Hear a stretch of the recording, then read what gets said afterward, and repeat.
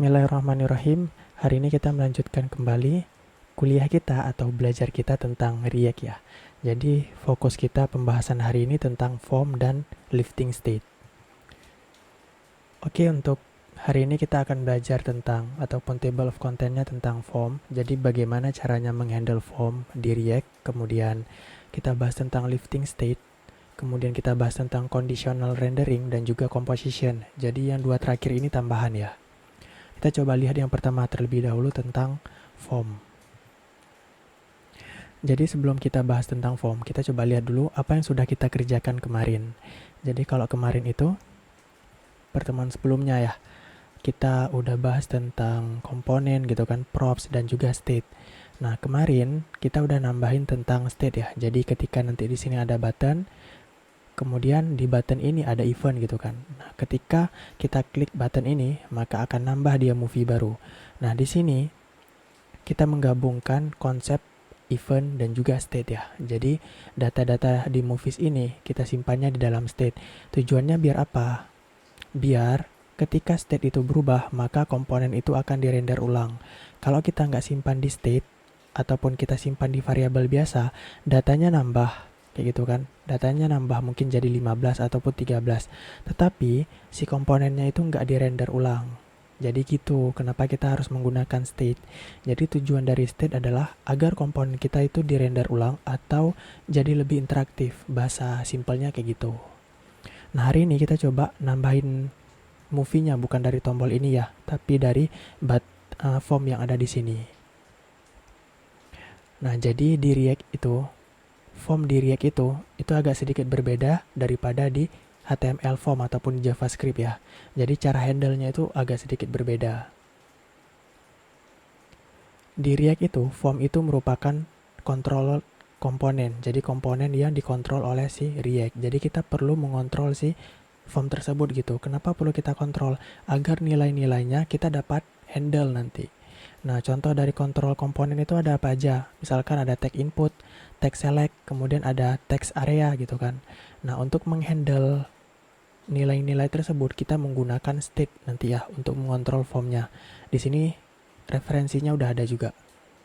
Jadi kalau kita lihat nanti kan kita masukin nih nilai, misalkan contoh jigsaw ya.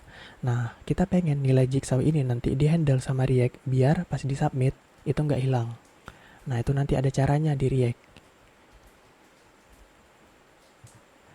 Nah, ini kita bahas sedikit tentang event-event apa aja sih yang terjadi pada form ataupun event apa aja yang ada pada form. Jadi yang pertama ada event yang namanya onSubmit. Jadi onSubmit ini ketika si komponen disubmit. Nah, biasanya terjadi pada form ya, pada tag form. Contoh kayak gini.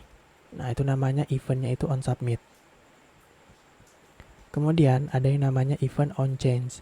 OnChange ini ketika nilai di komponen itu berubah. Misalkan di tag input, di tag select, di text area. Misalkan kita lihat nih, ini kan awalnya kosong. Kemudian misalkan aku isi jigsaw. Nah, si input ini kan sekarang berubah nih value-nya. Nah, si input ini sebenarnya dia menerima event yang namanya onChange gitu. Jadi ketika berubah-ubah gitu ya. Nah, selanjutnya kita coba menghandle si title terlebih dahulu ya. Jadi, yang title ini kita coba handle agar data yang ada pada title ini kita bisa simpan di React. Nah, kita akan menghandle ketika nilai input ini, nilai input si title itu berubah-ubah. Nah, untuk eventnya sendiri, kita akan menggunakan event yang namanya onChange ataupun ketika dia berubah. Kemudian, untuk menyimpan value-nya, itu kita menggunakan state ya. Kenapa kita nggak pakai variabel biasa? Kalau kita pakai variabel biasa, nanti si komponen ini nggak dirender ulang kayak gitu. Kenapa kita pakai state? Kita mau pas dia kita input A gitu kan. Nah, si render ini si komponen ini dirender ulang. Nah, biar dia dirender ulang, kita menggunakan yang namanya state kayak gitu. Nah, kita lihat dulu yang pertama. Jadi tahapan yang pertama kita buat state-nya, state title menggunakan useState. Kemudian setelah itu kita hubungkan nilai dari state ini ke input menggunakan atribut value ya. Sekarang kita coba. Kita buka dulu komponen add movie form. Kalau teman-teman mau nyari langsung itu bisa Ctrl P terus nyari add movie. Nah, jadi lebih cepat. Nah, sekarang kita coba buat state untuk title ya.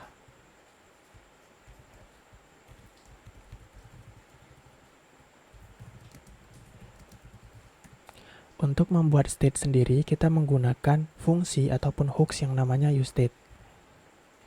Nah, kemudian kita enter aja biar di auto import. Nah, setelah itu kita kasih nilai awal untuk si title, misalkan string kosong aja. Nah, kayak gini. Nah, si state ini dia mengembalikan dua buah nilai, yaitu nilai saat ini sama fungsi untuk mengubah si state. Kita buat misalkan, ini kita langsung destructing ya. Jadi misalkan nilai saat ini kan string kosong. Nah, itu kita simpan di variabel namanya title. Kemudian nilai yang kedua yang dikembalikan oleh useState ini adalah fungsi. Nah, kita kasih nama fungsinya adalah setTitle. Jadi untuk mengubah value ini kita menggunakan fungsi setTitle. Kemudian kita save. Selanjutnya kita tinggal hubungkan saja si title ini dengan si input menggunakan value, menggunakan atribut value. Jadi atribut value ini untuk memberikan nilai default ya. Nah, sekarang si input kita ini sudah terhubung dengan state. Jadi nanti apapun nilai yang ada di dalam state ini akan terinput di sini ataupun akan tertulis di dalam sini. Misalkan, ini kita lihat sekarang. Sekarang kan kosong nih. Nah, kalau aku kasih nilai awalnya itu misalkan jigsaw. Nah, sekarang nilai awalnya jigsaw gitu. Jadi, si state ini sekarang sudah terhubung dengan tag input. Nah, untuk menghubungkannya menggunakan value. Jadi, apapun nilai yang ada di dalam state ini itu akan tertulis di dalam tag input ya. Akan tertulis di dalam value. Nah, selanjutnya coba kita refresh. Sebenarnya nggak perlu di-refresh, nggak apa-apa. Nah, sekarang coba teman-teman ketik sesuatu, misalkan ABC. Nah, kenapa dia nggak berubah? Karena kita belum menghandle ketika si komponen ini itu berubah kayak gitu. Jadi ketika aku ketik ABC, nah si komponen ini kan menerima event on change ketika berubah kan. Nah, ketika berubah itu sebaiknya kita set dia dengan nilai yang baru gitu, menggunakan fungsi setTitle. Nah, sekarang kita kasih dia event yang namanya onChange. Jadi ketika si input ini berubah, jalankan fungsi yang namanya handle title kayak gini. Nah, sekarang kita buat fungsinya.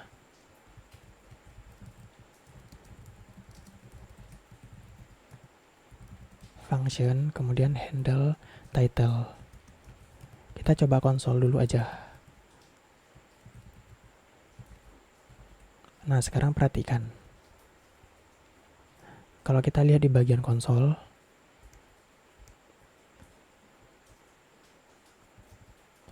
ketika aku nulis A, B, C, nah muncul kan? Muncul yang ada di dalam konsol. Nah, ini artinya sudah benar nih. Tinggal kita nanti, kita tangkap aja apa yang kita ketik di dalam tag input ini. Kemudian kita update dia ke dalam state title. Nah, caranya gimana? Cara menangkap nilai yang kita input di sini. Nah, itu ada yang namanya object event ya. Jadi kita terima object event di sini. Ini objek spesial ya yang ada di JavaScript.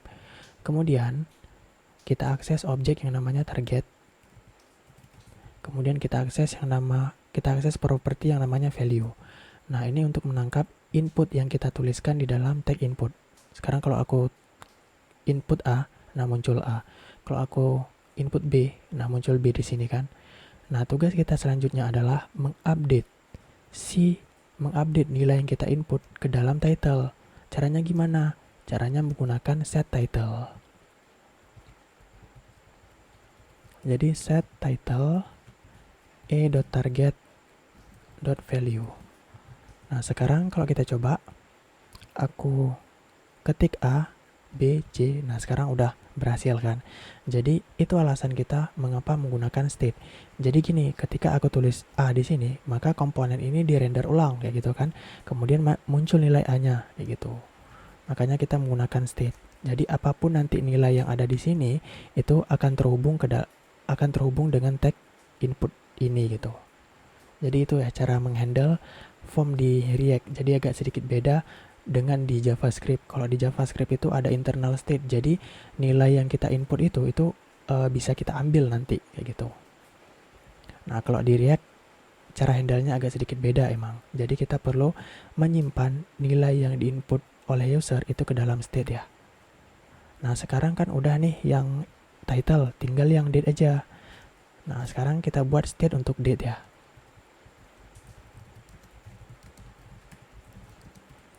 Nah, kita kasih nama misalkan date, kemudian fungsinya set date.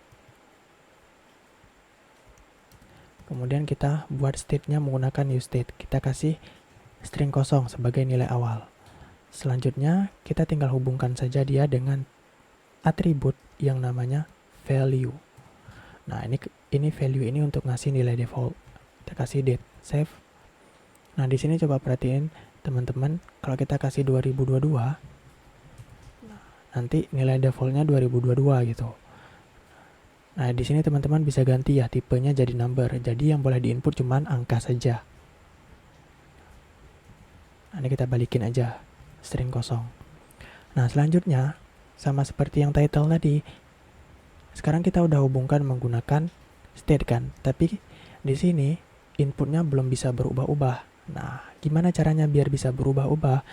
Ya, kita tambahkan event seperti yang title tadi. Nama eventnya onChange. Nah, kemudian kita buat fungsi. Jadi ketika inputnya berubah, kita jalankan fungsi yang namanya handle date. Dia akan menghandle si tanggal.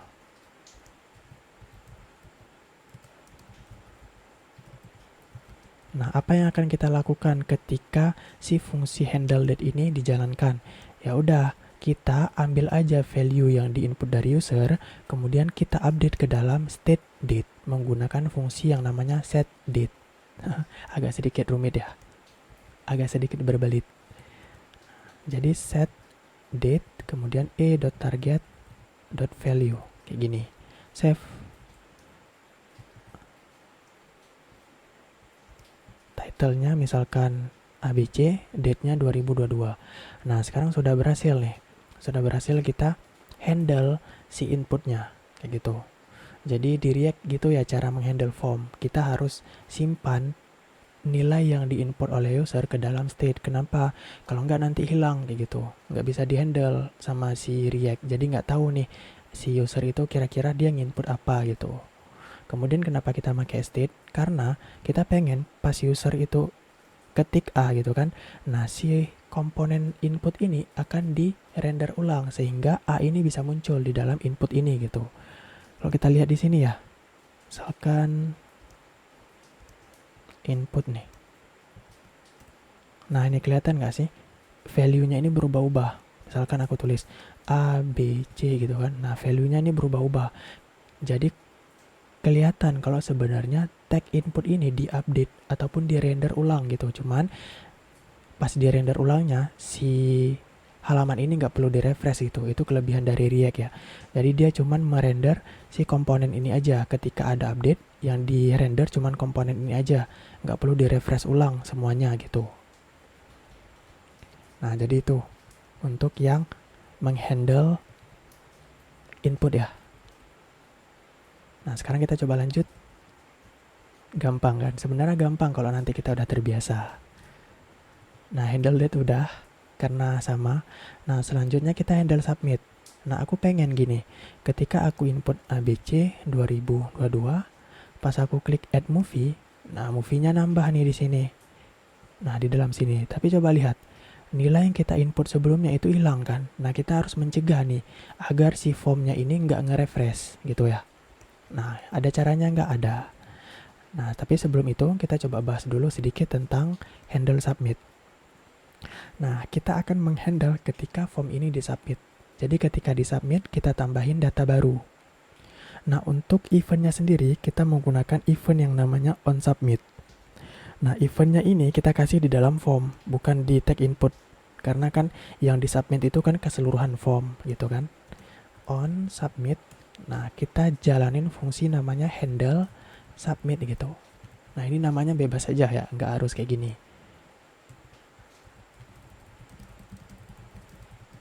Jadi kita akan buat fungsi ketika form itu disubmit. Handle submit. Coba kita konsol dulu ya. Nah, sekarang coba teman-teman perhatikan. Misalkan aku input ABC di sini, tanggalnya 2022. Sekarang kita coba lihat di konsol ya. Nanti di sini muncul apa namanya? Muncul tulisan OK. Kita lihat ya. Nah, muncul kan di submit, bukan OK, sorry. Jadi muncul tulisan di submit kan. Nah, kita tahu pas kita submit, si konsol tadi kan muncul tuh yang tulisan di submit, dan datanya ini kan sekarang hilang. Nah, kita tahu ketika kita submit, maka si halaman ini itu direfresh kan, ataupun di render ulang gitu. Nah, gimana caranya mencegah agar si form ini enggak merender ulang gitu. Jadi biar data yang udah kita submit di sini enggak hilang. Nah, itu gampang. Kita pakai lagi objek event, objek spesial ya. Nah, kita kasih aja event di sini. Setelah itu, kita jalankan fungsi yang namanya e.prevent default. Ini maksudnya apa? Jadi, secara default, si form ini akan nge-refresh. Nah, untuk mencegah dia nge-refresh, kita pakai fungsi yang namanya prevent default. Prevent ini artinya mencegah, default ini artinya perilaku default. Jadi, bisa kita katakan maknanya adalah kita cegah perilaku defaultnya. Perilaku defaultnya apa? Yaitu nge-refresh, gitu.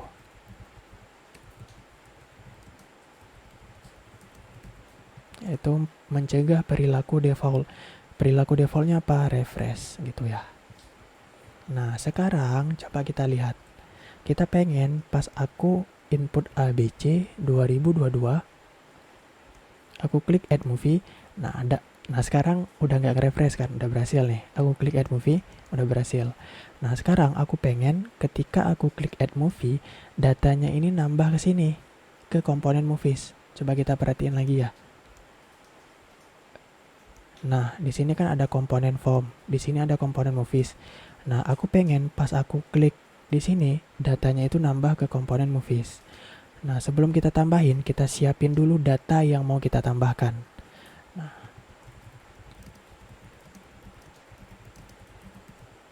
kita buat variabel misalkan movie. Jadi satu buah data ya, satu buah film. Kita kasih ID, kemudian kita pakai nano ID aja. Nano ID, enter. Kemudian kita jalanin fungsinya. Jadi otomatis diimpor.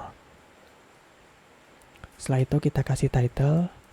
Nilainya itu adalah si title state ini. Kemudian kita kasih year. Nilainya adalah si date ini. Ini year ini, propertinya itu kita samain dengan yang ada di utils ya. Biar nanti pas di looping itu nggak error. Nah, ini. Kemudian type-nya. Type-nya ini misalkan movie.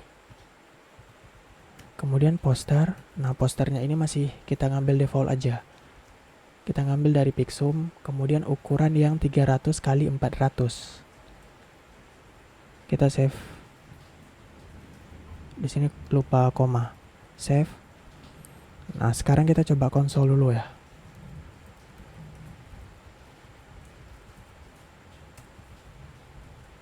Nah, sekarang coba kita lihat sama-sama di dalam konsol. Aku input misalkan ABC 2022. Ketika aku klik add movie, nah sekarang datanya ini muncul. Nah, udah muncul kan datanya. Nah, ini udah benar nih, udah berhasil.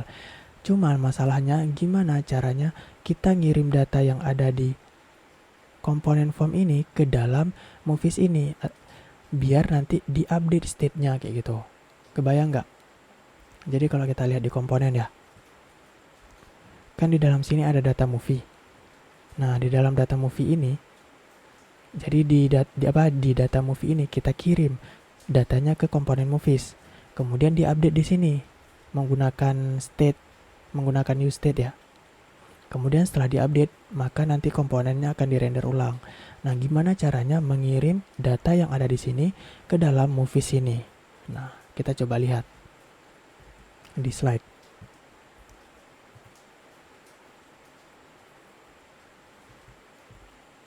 Nah, gimana caranya nambahin movie ke dalam state movies? Nah, kita tahu kan kalau sebelumnya yang movies ini dibuat pakai state kan. Nah, aku coba buka dua ya, biar gampang kita lihatnya. Nah, di sini kan ada movie. Nah, kemarin kita nambahin dari button kan. Nah, buttonnya itu pas diklik kita tambahin movie yang ini. Nah, pertanyaannya gimana caranya ngirim movie yang ada di komponen form ke sebelah kanan biar nanti diupdate di dalam sini. Diupdate nanti di dalam sini. Nah, gimana caranya? Kita coba lihat nih. Nah, ini skenarionya ya. Jadi yang biru ini komponen, yang ungu jadi komponen form sama komponen movies. Kemudian yang ungu ini adalah state. Nah, di sini ada state yang namanya movies. Kemudian yang hitam ataupun abu-abu ini adalah data movie. Nah, tugas kita adalah ngirim si movie ini ke dalam state sini. Nah, kita kirim dari kiri dan ke kanan. Kemudian nanti di dalam state movies ini kita update moviesnya gitu. Kebayang nggak kira-kira? Nah, ini yang movie kita kirim ke sini. Terus kita set movies dengan nilai baru gitu. Jadi nilai yang sekarang kita tambahkan dengan nilai movie yang ini. Nah, ini sebelumnya, ini yang di kelas weekend ya, aku pakai concat. Kalau yang kemarin kita pakai yang spread ya. Jadi kita set dia nilai baru dalam bentuk array, kemudian kita spread movies, kemudian kita gabungkan dengan nilai movie. Ini sama aja sebenarnya. Concat juga, concat itu dia mengembalikan array baru. Nah, gimana caranya? Nah, kita lihat sekarang solusinya bareng-bareng. Jadi, solusinya itu adalah menggunakan teknik yang namanya lifting state. Nah, lifting state ini adalah solusi yang ditawarkan oleh React ketika apa? Ketika si state-nya ini ingin dipakai oleh berbagai komponen. Nah, di pembahasan sini ada sebenarnya bagian terakhir. Cuma di sini studi kasusnya itu kita buat kalkulator suhu ya, kalau nggak salah. Yang paling bawah. Kalau teman-teman baca juga boleh, tapi panjang nih. Agak rumit sebenarnya. Aku dulu juga pas memahami ini agak sedikit rumit ya. Nah, ini. Jadi kalau kita lihat, nah di sini ada komponen Celsius. Kemudian di sini ada komponen Fahrenheit. Nah, ketika aku input 100, nah aku pengen si angka 100 ini dipakai juga di komponen Fahrenheit gitu, biar nanti bisa dilakukan perhitungan gitu. Nah, sama juga kayak di studi kasus kita.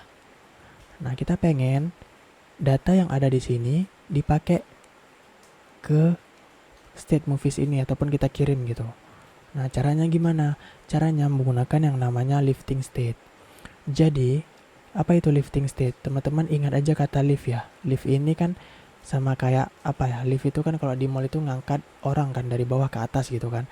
Nah, sama lifting state ini artinya mengangkat state ke atas, lifting state up kayak gitu. Lifting up state apa lifting state up ya. Jadi mengangkat state ke atas. Jadi, permasalahannya adalah terkadang beberapa komponen itu butuh state yang sama gitu. Contoh misalkan si form ini butuh state yang sama dengan movies gitu. Nah, ini kita nggak bisa saling bagi nih antara kiri dan kanan. Nah, solusinya gimana? Solusinya kita angkat si state-nya ke komponen parent yang terdekatnya. Ini kalau kita lihat. Nah, di sini kan ada state nih. Nah, ada state kan di dalam sini. Dalam movies ini kan ada state. Ini kelihatan kan ini state-nya. Nah, state-nya ini kita angkat ke komponen parent yang terdekat. Yang terdekat mana? Oh, main. Ya udah kita pindahin ke sini. Biar apa? Biar nanti state yang ada di sini dikirim sebagai props ke movies dan juga dikirim sebagai props ke form. Kita lihat analoginya ya. Nah, sekarang kita lihat solusinya. Jadi, yang sebelumnya itu, movies-nya itu kan hidup di komponen movies ya. Tapi sebelum itu kita lihat dulu warna-warnanya. Jadi yang biru ini adalah si komponen ya. Jadi komponen form, komponen movies, sama komponen home. Kemudian yang warna ungu ini adalah state. Kemudian yang warna hijau ini adalah props. Kemudian yang warna abu-abu ini adalah data movie. Nah, sebelumnya state itu kan hidup di dalam movies ini. Nah, kita pengen ngirim si movie ini ke sini biar nanti bisa diupdate si moviesnya gitu. Cuman permasalahannya nggak bisa. Kita nggak bisa ngirim data dari kiri ke kanan gitu, ataupun yang komponennya ini sejajar kayak gini. Nah, kita kan di sini butuh state ya. Jadi di movies ini butuh state, Kemudian di form ini butuh state gitu kan. Jadi kalau di movies ini kita butuh state untuk si button ini. Ketika diklik datanya nambah. Nah, di movie ini kita juga butuh state ketika kita klik add movie dari form. Nah, si movies ini juga nambah. Kayak gitu. Jadi kita butuh state di dua tempat, di movies dan di add movie form. Solusinya gimana? Solusinya state yang ada di movies ini kita angkat dia ke atas. Nah, sekarang state-nya hidup di komponen yang namanya home. Kalau kita lihat yang terdekat ini kan bisa main, bisa home ya. Kayak gitu kan. Kalau aku di sini main ya. Kalau teman-teman nggak pakai komponen main, berarti komponen home yang terdekat. Nah, ini kita angkat ke atas. Nah, kita angkat si state-nya. Kemudian, si state ini kita kirim dia sebagai props ke komponen form. Biar apa? Biar nanti bisa ditambahin. Bisa apa? Kita kirim si state ini sebagai props ke komponen form. Biar apa? Biar bisa mengupdate si movies-nya gitu. Nah, nanti ya udah kita tinggal set movies. Nah, kemudian di komponen home ini kita kirim juga state yang ini sebagai props ke komponen movies gitu. Nah, sekarang solusinya udah selesai gitu kan. Jadi si state-nya itu diangkat ke atas. Nah, setelah kita angkat ke atas, kita kirim dia sebagai props ke komponen form dan ke komponen movies gitu. Jadi solusinya gitu. Jadi gitu ya solusinya. Coba teman-teman di pause dulu, terus teman-teman pahami bagan ini ataupun gambar ini gitu. Kenapa kita harus angkat ke atas? Ke atas ini ya, ke komponen home. Karena kita pengen si state ini dipakai di berbagai komponen. Di komponen form iya, kemudian di komponen movies juga iya gitu. Nah, jadi itu solusinya. Silakan teman-teman pahami dulu gambarnya. Nah, kenapa kita harus mengangkat si state-nya? Jadi kita harus ingat, kita harus tahu bahwasannya di React itu data itu mengalir dari atas ke bawah, atau istilahnya itu one way data flow. Jadi data ini cuma bisa dikirim dari atas ke bawah, nggak bisa dari bawah ke atas, ataupun dari kiri ke kanan, ataupun ke samping gitu, nggak bisa.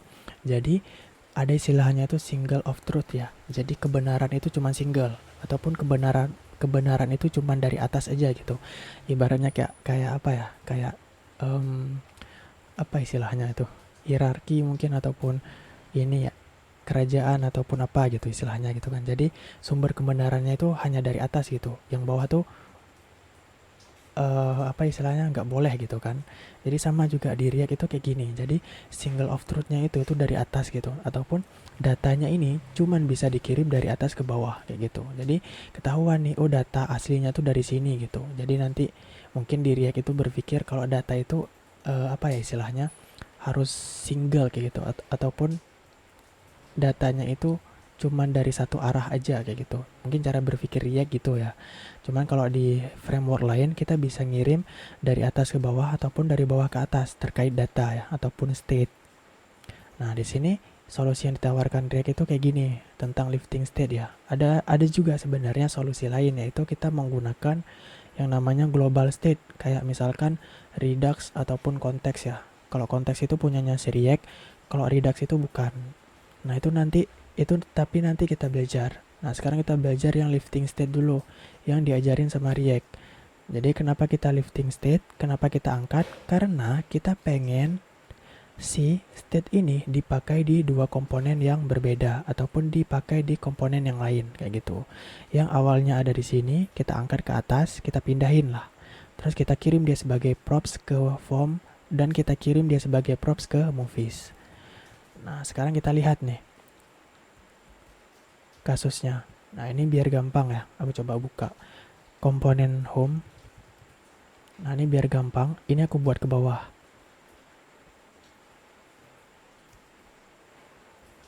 Ini aku buat ke bawah. Nah, sekarang coba lihat. Di sini, state kita ini kan hidupnya di sini kan. Nah, kita pengen kirim si set movies ini ke sebelah kiri gitu. Biar apa? Biar nanti kita bisa update datanya kayak gini. Set movies di sebelah kiri ini. Nah, ini kan belum bisa. Atau kita mau kirim kiri ke kanan itu juga nggak bisa. Jadi solusinya state-nya ini kita bagi bersama gitu. Cara baginya gimana? Nah, state ini kita pindahin ke komponen home. Nah, sekarang kita cut aja nih. Ctrl X. Nah, kita pindahin ke sini. Nah, coba lihat komponen parent terdekatnya mana. kalau kalian nggak buat komponen main, berarti kalian itu ke komponen home ya. Cuman aku di sini ke komponen main yang terdekatnya. Nah, aku paste ke sini. Nah, di sini nanti error karena use state-nya belum diimpor. Nah, teman-teman klik aja di ujung ini, kemudian tekan Ctrl spasi. Nah, nanti tekan enter biar di auto impor. Nah, ini. Nah, sekarang datanya ini error kan karena kita belum impor data movies-nya. Ya udah tinggal diimpor aja. Kalau teman-teman mau cepat, itu buka aja gini.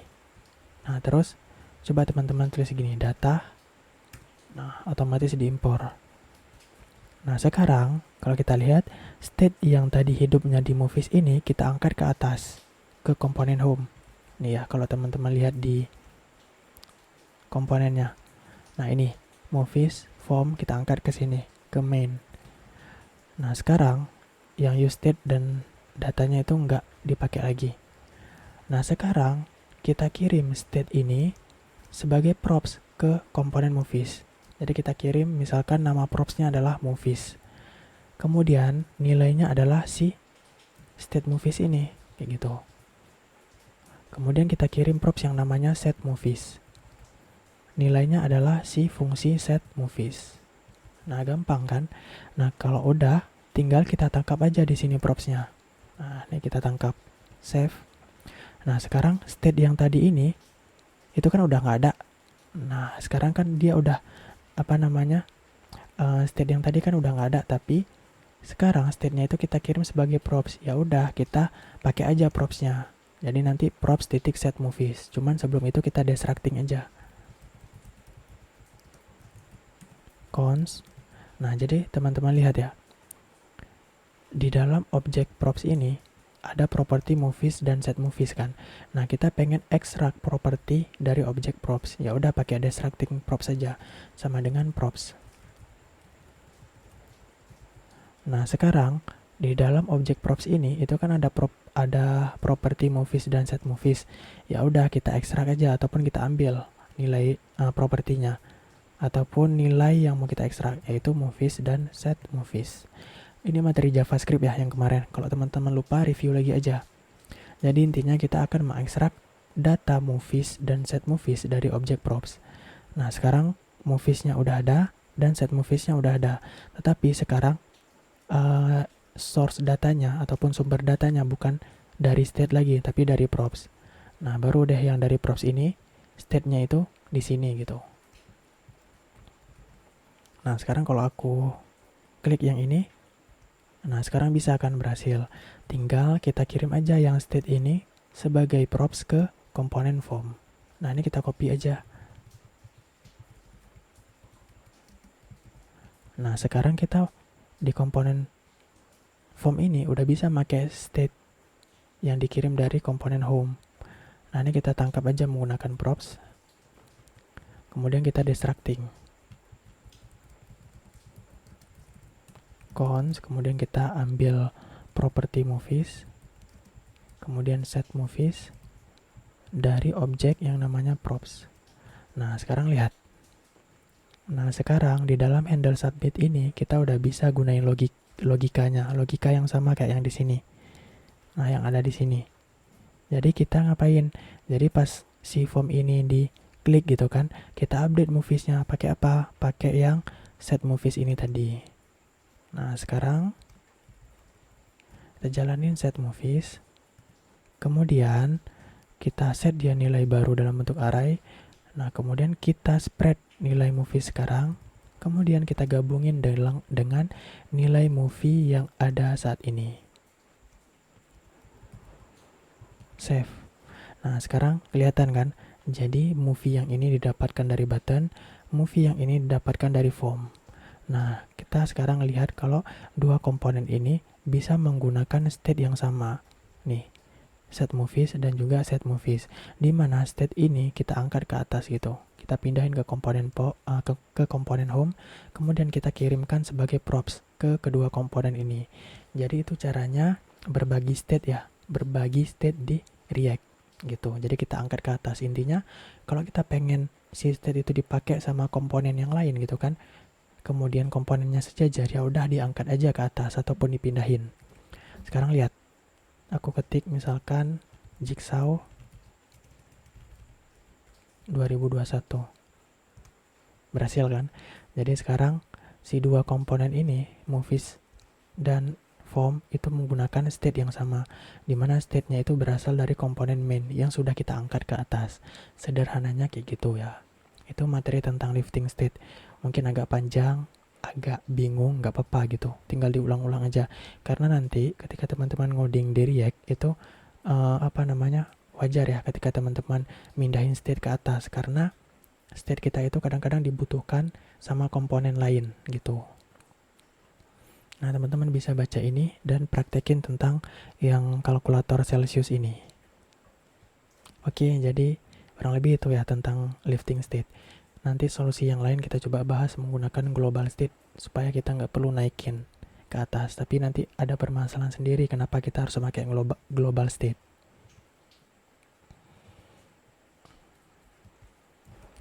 Selanjutnya kita coba bahas tentang conditional rendering.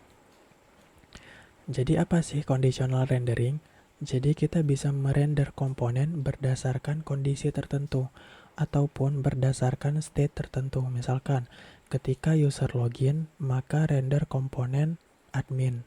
Ketika user tidak login, maka render komponen home, kayak gitu. Nah, itu namanya conditional rendering. Nah, conditional ini di React itu mirip kayak di JavaScript gitu. Jadi kita bisa pakai if, else if, ataupun else. Kemudian kita bisa pakai inline if, ataupun cuman if sebaris aja, pakai operator dan operator logika ya.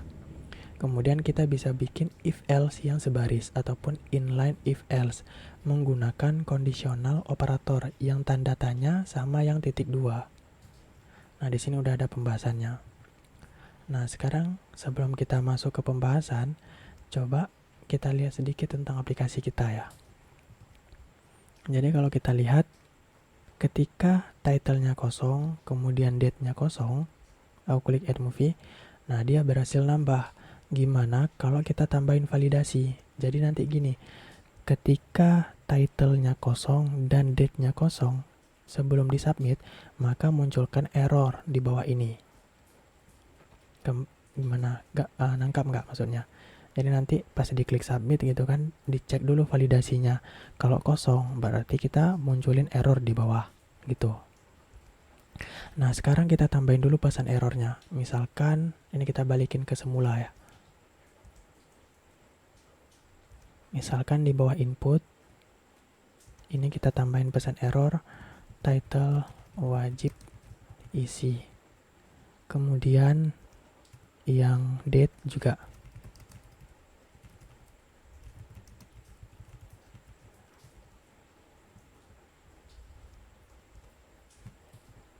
Nah, sekarang kita lihat. Nah, sekarang udah muncul nih pesan errornya kan. Nah, yang jadi tugas kita adalah gimana si pesan error ini muncul ketika si title ini kosong gitu. Jadi, misalkan nih, aku klik add movie kan. Nah, kalau dia kosong, baru deh si pesan error ini muncul gitu. Tapi bukan sekarang munculnya gitu. Coba kita klik ya. Nah, ini masih belum berfungsi. Jadi, kita bisa pakai kondisional di sini. Ataupun percabangan. Jadi nanti ketika title-nya kosong, munculin ini. Ketika title-nya nggak kosong, berarti hilangkan ini. Kayak gitu ya. Gampang kan? Nah, itu kita manfaatin yang namanya conditional rendering.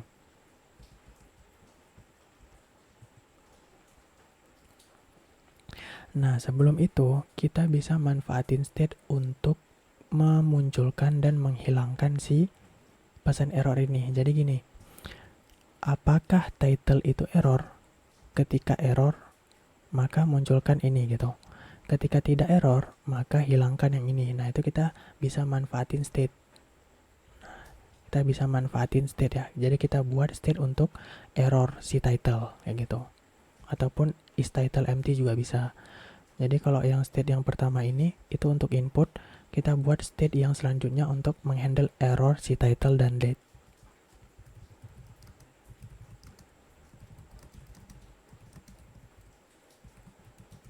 Nah, sekarang kita buat. Jadi kita buat misalkan const nama state-nya itu is title empty gitu, atau is title error juga bisa. Nah, kemudian use state. Nah, di sini kita kasih nilai awalnya false. Biar apa? Jadi gini, ketika title-nya itu false, maka ini dihilangkan gitu. Gitu ya. Jadi pakai conditional rendering. Kemudian kita buat untuk date. Nah, ini kita buat fungsi untuk mengupdate si title error ya. Kemudian kita buat untuk date is date error, set is date error gini. Kemudian use state false. Nah, sekarang kita udah punya state untuk menghandle error title dan date. Nah, kita tinggal pakein aja di sini. Di dalam sini. Jadi, logikanya gini. Jika title error title true gini kan, munculkan error. Jika tidak, munculkan string kosong ataupun nggak usah munculin apa-apa. Nah, di sini kita bisa pakai conditional rendering. Jadi kita buat if else tapi yang sebaris ya. Nah, jadi gini, kita coba nambahin conditional operator. Jika is title error itu true, maka kita render error. Jadi, kemudian kalau jika is title error itu false, maka kita render empty string kayak gitu. Nah, ini kita pakai conditional rendering. Nah, sekarang kita coba tes ya. Nah, ini kita buka pakai kurung awal dulu karena kita mau jalanin ekspresi. Nah, ini kita tulis gini, is title error. Apakah jika title error ini sama dengan true, maka kita render si komponen error ini. Nah, jika tidak, maka render aja string kosong. Nah, kayak gini, ini cara bacanya ya. Jika is title error ini sama dengan true, maka render yang ini. Jika tidak ataupun jika false, maka kita render yang string kosong ini. Gitu ya. Nah, sama ini juga. Is date error. Apakah date error ini true ataupun apakah dia error? Nah, kalau dia error ataupun kalau dia true, maka kita render komponen ini. Kalau enggak, kita render string kosong. Nah, ini sama aja yang di atas ya. Nah, sekarang kita lihat. Nah, sekarang udah nggak muncul kan? Udah nggak muncul nih errornya. Tapi pas aku klik add movie, nah itu masih nambah kayak gini kan. Berarti kalau gitu kita handle ataupun kita buat validasinya itu di handle submit. Jadi pas kita klik add movie itu kita lakukan validasi. Nah, jadi berarti itu di sini ya, di handle form ketika di submit. Nah, sekarang kita tambahin validasinya gini. Jika title kosong, maka set error title menjadi true gitu. Nah, kalau dia true, berarti nanti si pesan errornya muncul gitu. Nangkap nggak kira-kira? Nah, ini kita coba tambahin if dulu ya. If, gimana cara cek kalau title kosong? Berarti gini, if jika title sama dengan string kosong, maka kita set is title-nya itu menjadi true. Nah, karena dia true, nanti kan dicek di sini apakah dia is title ini true. Nah, kalau true berarti dimunculin si pesan error ini. Sekarang kita tes. Add, nah muncul kan title wajib diisi. Cuman kenapa datanya nambah? Karena kita belum masukin ke dalam else.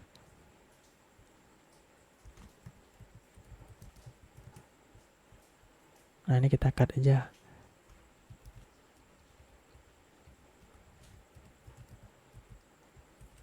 Nah, sekarang kita coba lihat.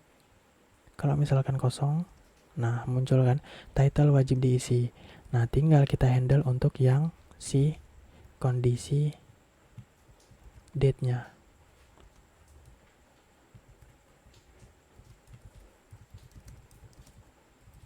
Jika date kosong, maka kita set error date menjadi true. Else if, kalau date sama dengan kosong, berarti kita set is that errornya jadi true. Nah, gampang kan? Nah, sekarang kita lihat. Kalau misalkan kosong, nah title wajib diisi, misalkan ABC. Kalau aku klik add lagi, nah date wajib diisi. Ini kita harus isi. Nah, kemudian kalau kita klik add lagi, nah sekarang datanya muncul, tapi pesan errornya masih ada kan? Nah, kenapa nggak pas kita else ini, jadi misalkan ini nggak kosong ya?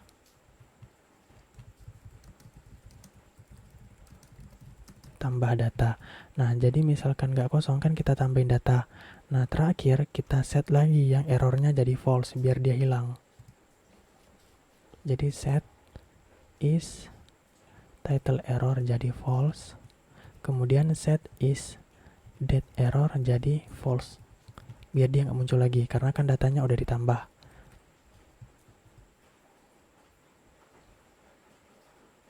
Misalkan kosong ya. Nah, title wajib diisi ABC.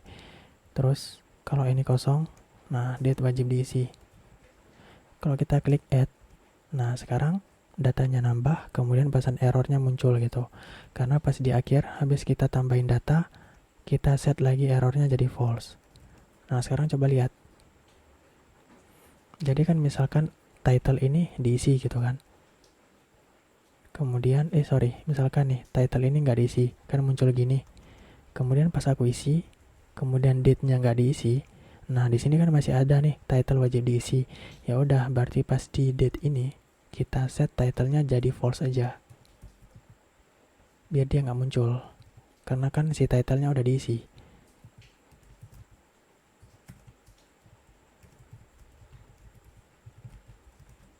Nah, kita coba lagi. Kita harus tes nih. Jadi misalkan, nah muncul kan. Misalkan aku isi add, nah sekarang date-nya aja yang muncul, si title-nya udah enggak. Oke, keren ya. Kalau nanti dua-duanya diisi, nah dua-duanya hilang. Kayak gitu. Keren kan? Itu kita cara nambahin validasi. Jadi untuk nambahin validasi kita butuh beberapa step ya. Kita menggunakan conditional rendering, kemudian kita butuh yang state untuk handle errornya gitu kan. Kemudian kita mainin aja logic validasinya di dalam handle submit kayak gitu.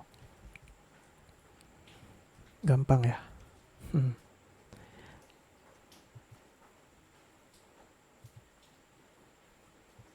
Nah, sekarang coba lihat. Di sini tadi kan kita pakai kondisi if else kan. Jadi, jika dia error, maka munculin pesan error. Tapi, kalau dia nggak error, maka munculin string kosong aja. Sebenarnya kita bisa pakai if aja. Jadi gini, jika title error ini true, maka munculin ini. Else-nya nggak usah gitu. Nah, gimana cara kalau else-nya nggak usah? Apa kita hapus ini? Nah, ini pasti error gitu, nggak bisa. Jadi kalau kondisional itu, dia wajib sepasang. Ini sama yang ini gitu. Kalau mau buat satu if aja gimana? Itu kita bisa pakai yang namanya dandan, operator dandan. Nah, ini kita tinggal hapus aja. Jadi ini cara bacanya gimana? Jadi ketika ini true, maka jalankan yang di sebelah kanan. Gampang kan? Jadi dandan ini syaratnya harus true gitu. Ini operator logika ya. Jadi jika title error ini true, maka jalankan yang di sebelah kanan.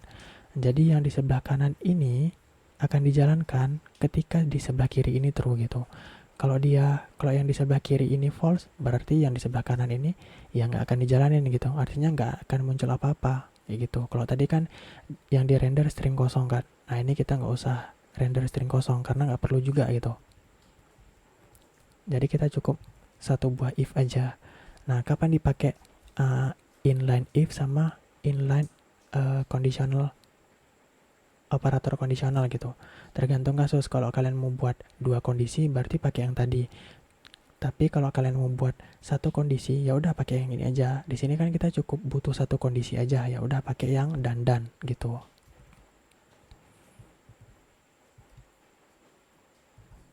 Selanjutnya kita coba bahas sedikit tentang composition ya. Ini yang terakhir.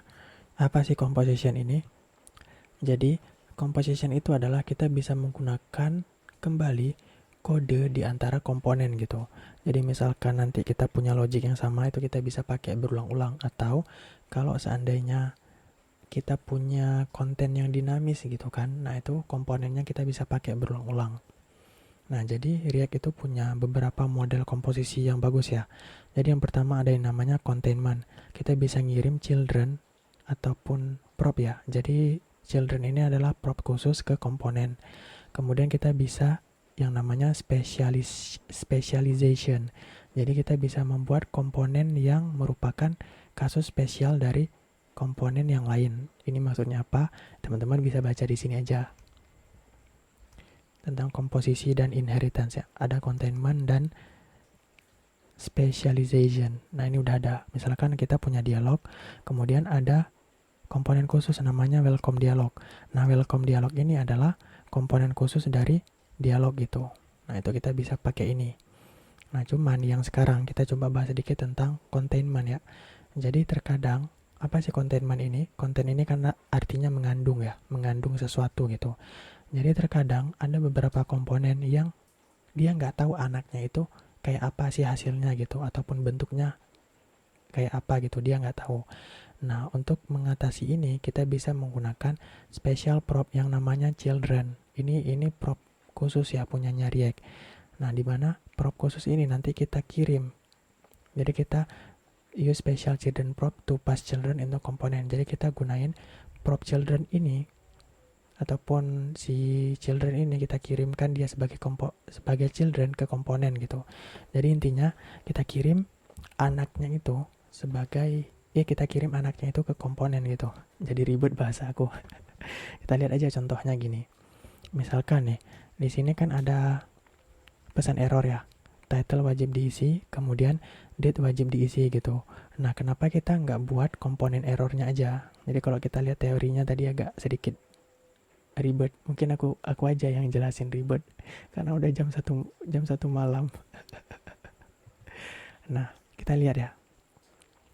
Di sini kan ada pesan error kan, title wajib diisi, kemudian date wajib diisi.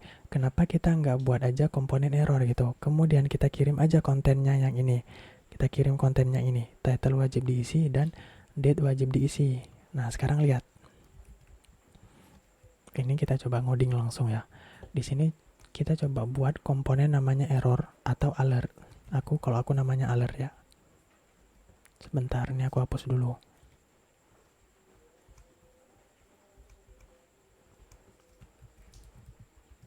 Kemudian aku buat alert.js. Nah, di sini aku buat komponen error. Komponen untuk nampilin error.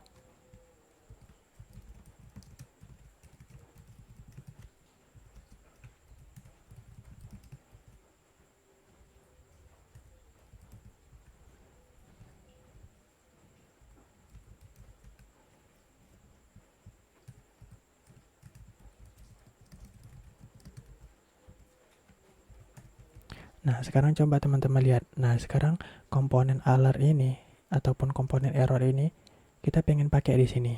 Nah, berarti kita tinggal panggil aja gini. Alert gini. Kemudian kita pengen ngirim datanya, misalkan title wajib diisi. Nah, sama juga yang ini, yang komponen error.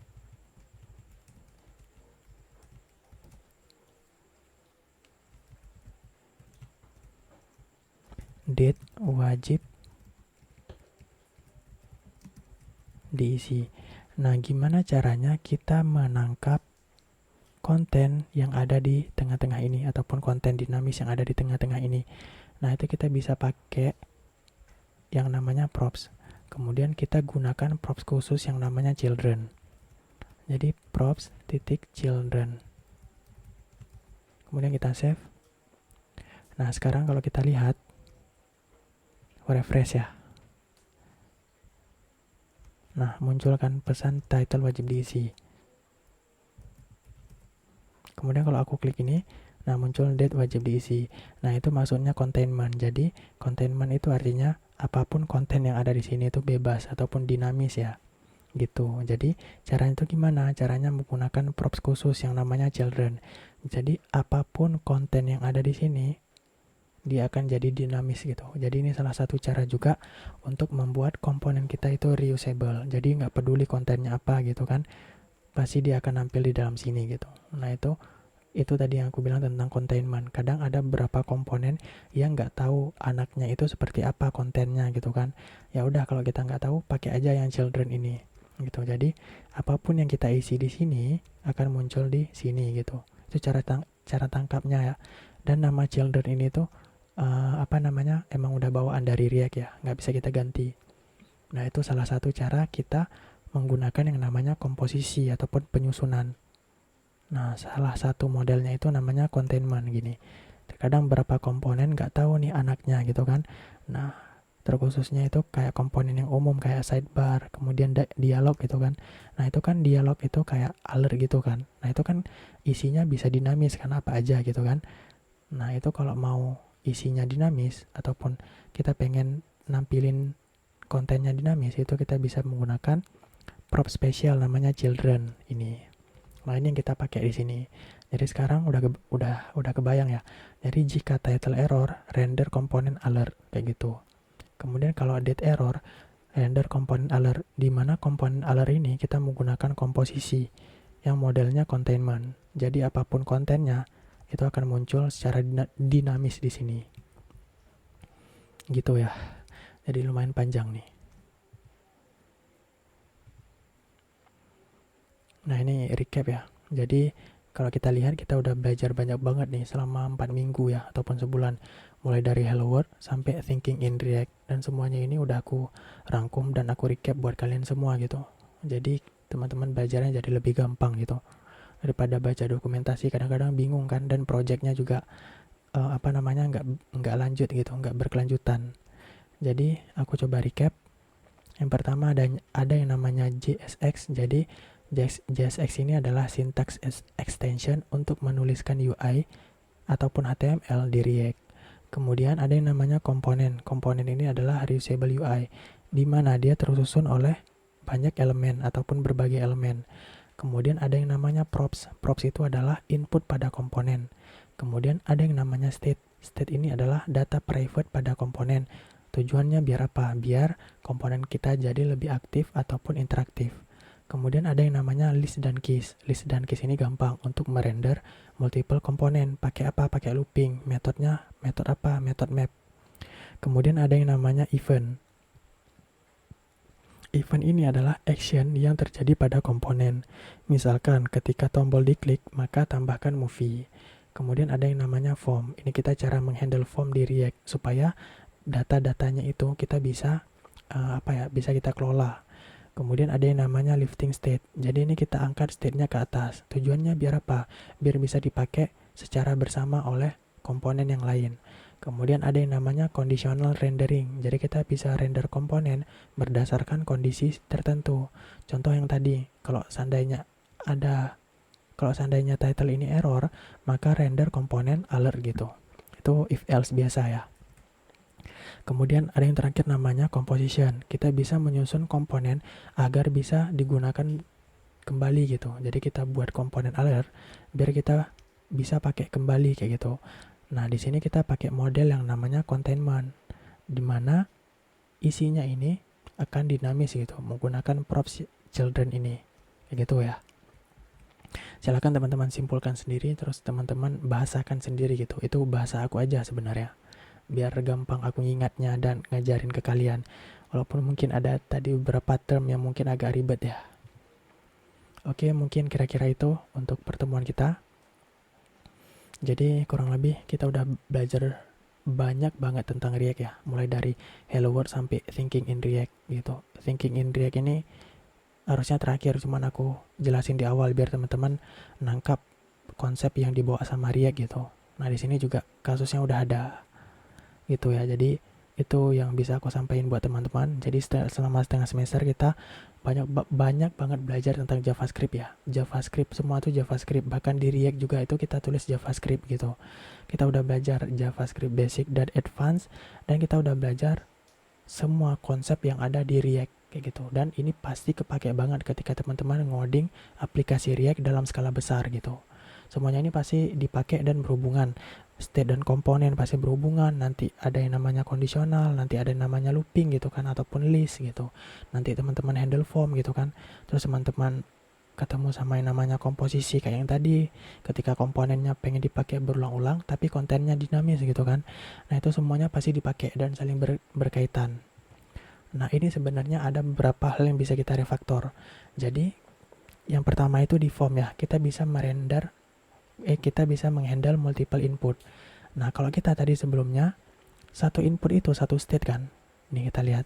Satu input itu satu state kan. Input title berarti state-nya title, input date itu berarti state-nya date. Nah, kita bisa menghandle multiple input dengan satu state aja. Jadi gimana? Kita buat aja dalam bentuk array. Kayak gini. Kemudian isinya objek, kita kasih misalkan title itu string gitu. Udah. Nah, ini juga bisa. Nanti tinggal kita mainin aja nanti di bawah.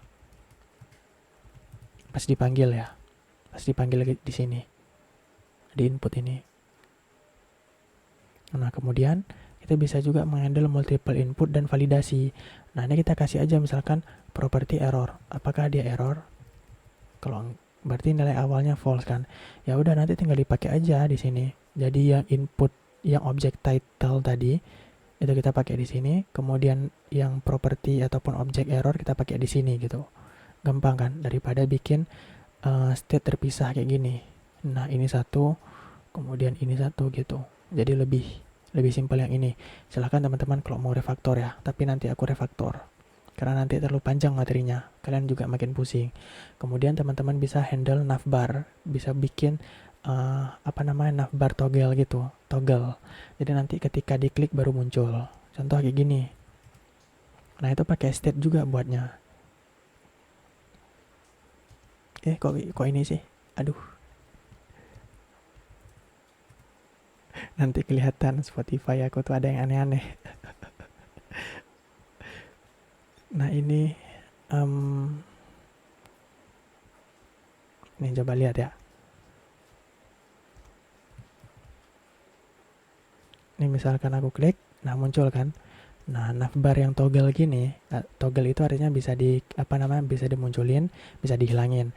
Nah, ini kita bisa handle pakai state juga sebenarnya. Silakan teman-teman berpikir cara gimana. Sebenarnya cara gampang.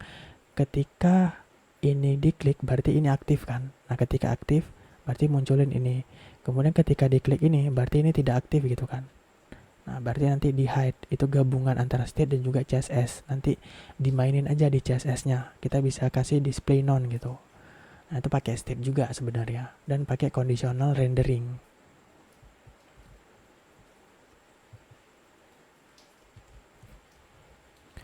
Nah, selanjutnya aku bahas tentang tugas ya ataupun to do. Nah, sebelumnya kalau kita lihat di form ini kita kan cuma bisa input title sama date. Nah, gimana kalau teman-teman nge-challenge diri teman-teman sendiri ya. Teman-teman buat tag input untuk masukin link gambar. Jadi nanti misalkan nih aku akses gambar misalkan dari sini.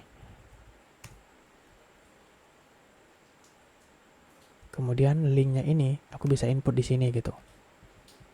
Nah, teman-teman buat tag input satu lagi.